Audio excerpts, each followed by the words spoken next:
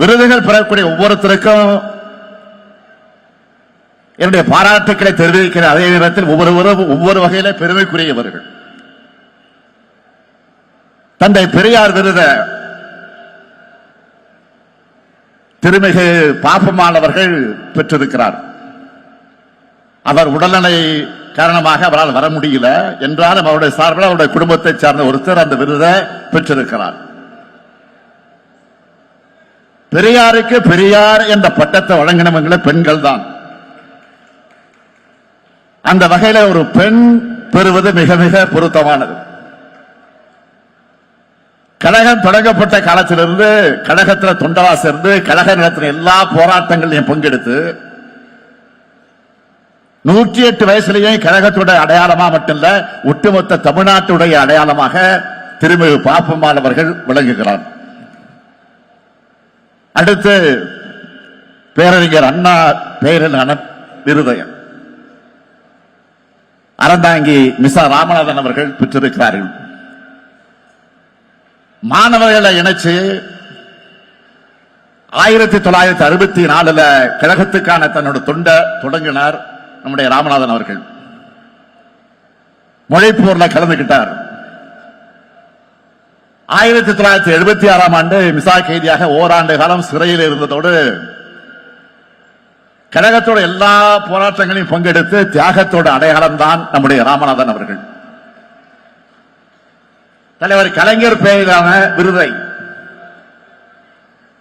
தலைவர் கலைஞர் அவர்களால் ஆழ்வார் என்றும் என்னால் திராவிட ஆழ்வார் என்றும் அழைக்கப்படக்கூடிய நம்முடைய ஜெகத்ரட்சகன் அவர்கள் பெற்றிருக்கிறார். இளையகத்தோட ஒரு பக்கத்தை கலைஞருக்கு இன்னொரு பக்கத்தை ஆழ்வார்களுக்கு அர்ப்பணிச்சவர் நம்ம ஜெகத்ரட்சகன் அவர்கள். பள்ளி காலத்தில் இந்திய எதிர்ப்பு போரில் பங்கெடுத்தவர். கல்லூரி காலத்தில் பெரியார சந்திச்ச காரணத்தினால கல்லூரியிலிருந்து டிஸ்மிஸ் செய்யப்பட்டவர்.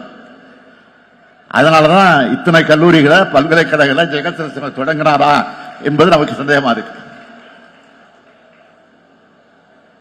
கல்வி நிலையங்கள் இலக்கிய பணிகள் எது இருந்தாலும் அரசியலையே முழுமூச்சா கொண்டு கலைஞரே சரணம்னு பணியாற்றும் கலைஞருடைய பக்தர் இவர். எத்தனையோ சோதனைகள், மிரட்டல்கள், நெருக்கடிகள் அவருக்கு வந்துச்சு, இன்னும் வந்துகிட்டு இருக்கு.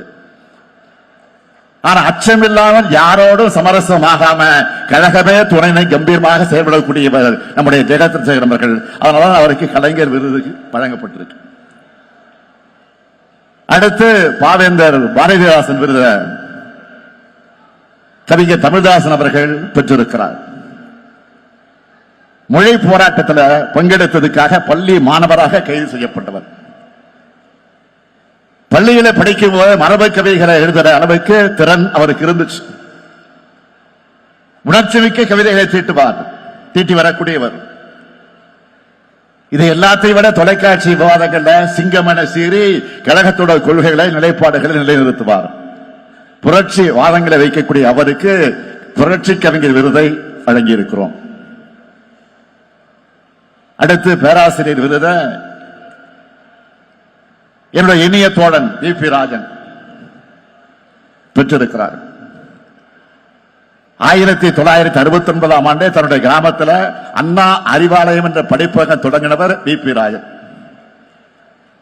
1972 முதல் கழகத்தில் தீவிரமாக பணியாற்றினவர். 1980 நான் இளைஞரணியை வழிநடத்த தொடங்கின காலத்தில் விருதுநகர் மாவட்டத்தில் இளைஞரணி அமைப்பாளராக பொறுப்பேற்றார். மேடைகள் ஏறினா எதிரிகளுக்கு பிபிஏ எகிர வைப்பார். அதனால்தான் தலைவர் கலைஞர் அவர்கள் அவருக்கு புலிக்குட்டின்னு பேர் வச்சு அழைத்தார்.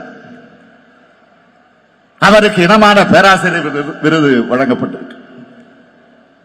அடுத்து என்னுடைய பெயரிலான விருதை ஒன்றிய முன்னாள் அமைச்சர் என்னுடைய அருமை சகோதரர் எஸ்.எஸ். பழனிமாணிக்கம் அவர்கள் பெற்றிருக்கிறார். 1962 தலைவர் கலைஞர் அவர்கள் தஞ்சை தொகுதியில போட்டியிட்டப்போ பள்ளி சிறுவனாக இருந்து உதயசூரனுக்கு வாக்கு கேட்டு அங்கே தேர்தல் பிரச்சாரம் செய்தவர் என்னுடைய அருமை சகோதரர் பழனிமாணிக்கம் அவர்கள். மொழி போராட்டத்தில் ஈடுபட்டவர். மாணவர் திமுகவில் இணைந்து வேகமாக பணியாற்றியவர். 6 முறை தஞ்சை நாடாளுமன்ற உறுப்பினர், 9 ஆண்டுகள் ஒன்றிய அமைச்சர், பல்வேறு பொறுப்புகள் மூலமா கழகத்துக்கு பெருமை சேர்த்த பழனிமாணிக்கம் அவர்கள் எனது பெயரிலான விருதை பெறுவது எனக்கு பெருமையா இருக்கு. விருது பெற்ற அனைவரையும் தலைமை கழகத்தின் சார்பில், கழக அமைப்புகளின் சார்பில், கழக உடன்பிறப்புகளின் சார்பில் நான் வாழ்த்துகிறேன், வணங்குகிறேன்.